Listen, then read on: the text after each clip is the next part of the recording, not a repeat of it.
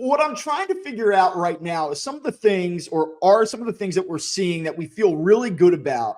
How real are they, and how do they translate when you get into next week? And I guess there's probably no better example of this question than Adolis Garcia, right? Like, you look at what he has done this week, and if you just look at the spring training numbers, and I want to talk about spring training numbers and how to digest them in a moment, but you look down, all of a sudden you're like, wow, he's had a really good spring. He's hitting 303. He's got 439 on base percentage. He's slugging over 500. He's, 33 at bats, 40 plate appearances. Like, these are pretty good spring training numbers for a guy that you really are hoping can provide something for you in terms of right-handed protection in your lineup. And so that's wonderful.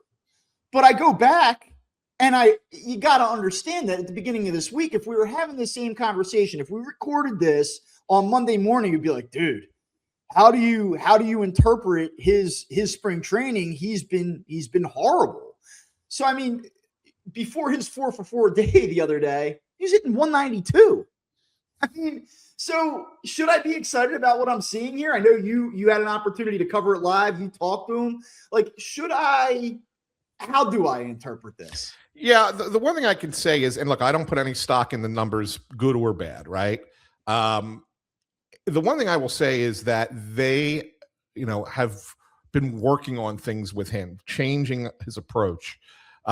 His stance is different, right? I mean, they're trying to get him more short to the ball, in zone. He's got a little bit of, and Rob said it, Rob Thompson said he's got a little bit of a whippy swing, right? And so what they're trying to do is shorten that up, less chase. And so I think that's the one stat you want to look at and go, that's the one that sticks out to me, is the on-base percentage, 439, because it incorporates a bunch of walks. Yeah, he's walked 7 times in 40 plate appearances. Yeah, like that's really good, right? And so getting him to stay in the zone is going to make him a better player. Regardless, I mean, he's been an on-base guy of less than 300 in his last couple of years. Like, it's been terrible.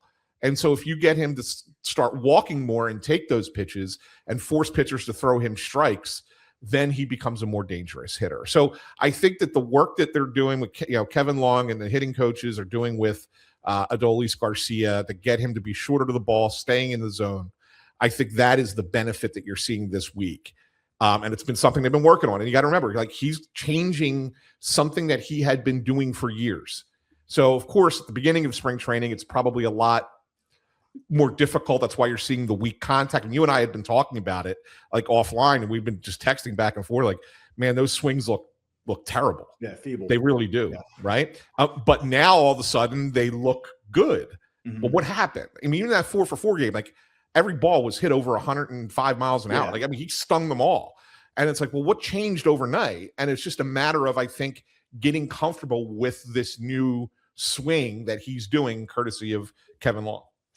So you look at him, and I think that, like, for me, it's certainly encouraging to see. Like, there's no way that you don't process this week and say, all right, like, maybe given that there's a storyline, given that there's an explanation behind it, it's not just, well, he's just doing what he's doing. He's doing what he always did. Like, you can latch on to the fact that there's been a correction in the swing and say, all right, well, now we're starting to see it pay off. Maybe I can get a little excited about that. But otherwise, I can't look at the stat line and just say, oh, wonderful, this will translate.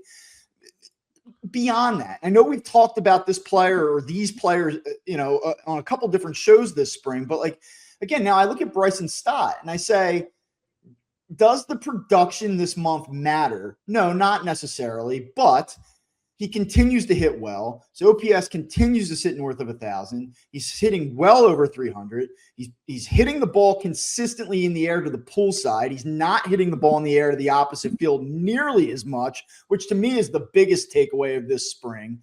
No more lazy fly balls to left field. Let's eliminate that from your game. I know how he finished the final 2 months of last year, and to see that kind of carry over to this spring, again, while I'm not going to sit here and read a stat line and tell you that he's going to be an all-star this year, because I don't think he will be, can I take all of the information that I have and sort of lay that out there and say, I feel like we might get the best version to date of Bryson Stott?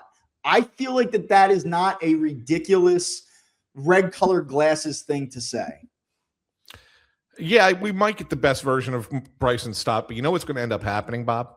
Oh, he's going to platoon still. Yes, and it's going to drive people nuts. Yeah. It's going to drive people crazy because we're going to see Bryson Stott hit right-handed pitching very well. Like I'm pretty confident in that. Like I think that's the player that you're going to have. And then you're going to get everybody screaming, well, why isn't he an everyday player? Yeah. And it's honestly because Edmundo Sosa is very good against lefties. Very good. And look, if it gets to a point where Alec Boehm's struggling at third base, right? Maybe you try Sosa at third. Because it's not going to be Aiden Miller, at least not until August. You know, right. If everything goes well, if he gets healthy and gets back and plays well and earns right. it.